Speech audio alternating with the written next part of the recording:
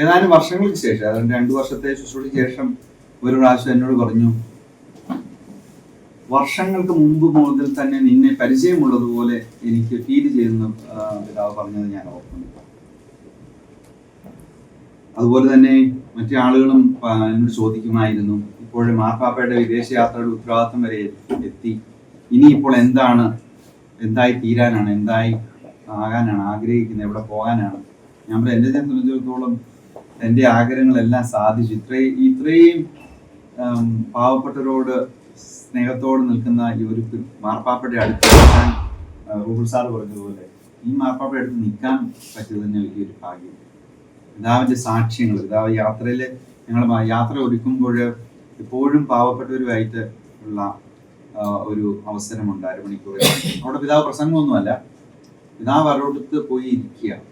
അവരെ പ്രത്യേകിച്ച് രോഗികളെ, പാവപ്പെട്ടവരെയൊക്കെ പിതാവ് പിടിക്കുന്ന രീതി ശരിക്കും ഈശോയുടെ ശരീരത്തെ, മിശിഹായുടെ ശരീരത്തെ സ്പർശിക്കുന്ന. അതുകൊണ്ടാണ് നമ്മൾ പാവപ്പെട്ടവരെന്ന് പറഞ്ഞ് കമ്മ്യൂണിസ്റ്റുകാരും പാവപ്പെട്ടവരെ പറ്റി പറയാറുണ്ട്. അതല്ല എങ്കിൽ ദൈവത്തെ വിശ്വാസമില്ലാത്തതിനും പാവപ്പെട്ടവരെ സഹായിക്കുന്നുണ്ട്. ഈ വിശുദ്ധ കുർബാനയും ഈ ദരിദ്രരും രോഗികളും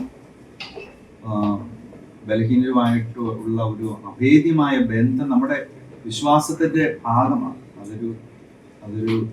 അതുകൊണ്ട് പിന്നെ ഞാൻ വിശ്വസിക്കുന്നത്, നമ്മുടെ മുമ്പിൽ ദൈവം കൊണ്ടുവരുന്ന വേദനിക്കുന്നവന്റെ ഉത്തരവാദിത്വം നമുക്കുണ്ട്.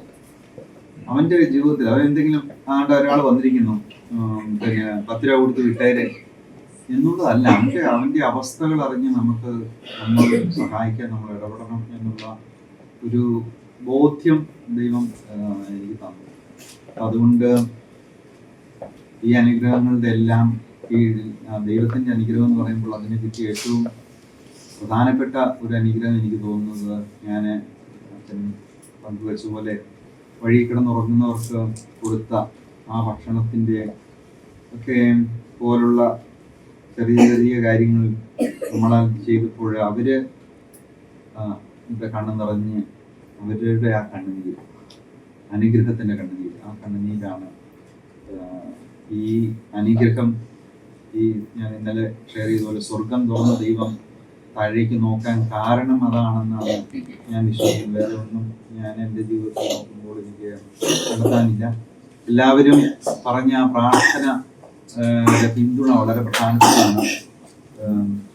അതായത് ഇപ്പോൾ ഷെയർ ചെയ്തതുപോലെ തന്നെ ഇപ്പം നമ്മുടെ കുറവുകളും മാത്രമല്ല, കുറവുകളും മറ്റുള്ളവർ കൂടുതൽ ശ്രദ്ധിക്കും.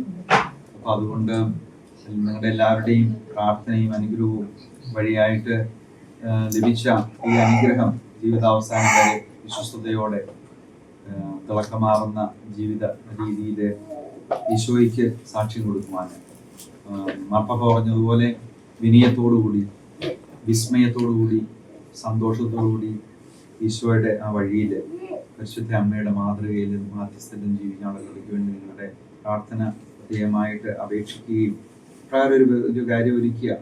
ചായനും മറ്റെല്ലാവർക്കും എല്ലാവരും പ്രത്യേകമായിട്ട് നന്ദി പറയുകയും ദൈവത്തിന്റെ സമൃദ്ധമായ അനുഗ്രഹം നമ്മുടെ എല്ലാം കുടുംബങ്ങളിൽ ഉണ്ടാകട്ടെ. നമുക്കെല്ലാം, ഞാൻ വിശ്വസിക്കുന്നത്, നമുക്കൊക്കെ നമ്മുടെ മാതാപിതാക്കന്മാർക്ക് ലഭിച്ച കൂടുതൽ അവസരങ്ങളും സാമ്പത്തികമായിട്ടുള്ള ഭദ്രതയൊക്കെ നമുക്കുണ്ട്. നമുക്ക് കുറച്ചുകൂടെയൊക്കെ കൊടുക്കാൻ സാധിക്കണം, കൊടുക്കാൻ പറ്റും. ദൈവത്തിൽ ആശ്രയിച്ചുകൊണ്ട് അത് കൊടുക്കാനായിട്ട് മറ്റുള്ളവരുടെ അഭിമാനത്തെ ഹനിക്കാതെ മറ്റുള്ളവരെ ആത്മാർത്ഥമായിട്ട് സഹായിക്കുക. അത് ഞാൻ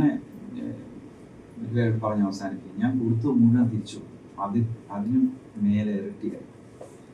എൻ്റെ കയ്യിൽ നിന്ന് ഞാൻ കൊടുത്തത് അതിന് മേലെ ഇരട്ടിയായിട്ട് അത് മുഴുവൻ തിരിച്ചു വന്നു. ഇന്ന് ഒന്നിനൊരു കുറവില്ല, എല്ലാം വളരെ ഭംഗിയായ രീതിയിൽ സമൃദ്ധമായിട്ട് ദൈവം തിരിച്ചു തരുന്നു, ഭംഗിയായിട്ട് നടത്തുന്നു എന്നുള്ള വലിയ സന്തോഷ വാർത്തയെ ഒരു അനുഗ്രഹമായിട്ട് ഞാൻ നിങ്ങളോട് പങ്കുവെക്കുകയും നിങ്ങളുടെ അനുഗ്രഹം കൃത്യമായിട്ട് അപേക്ഷിക്കുകയും ദൈവം നമ്മളെല്ലാവരെയും സമർത്ഥമായിട്ട്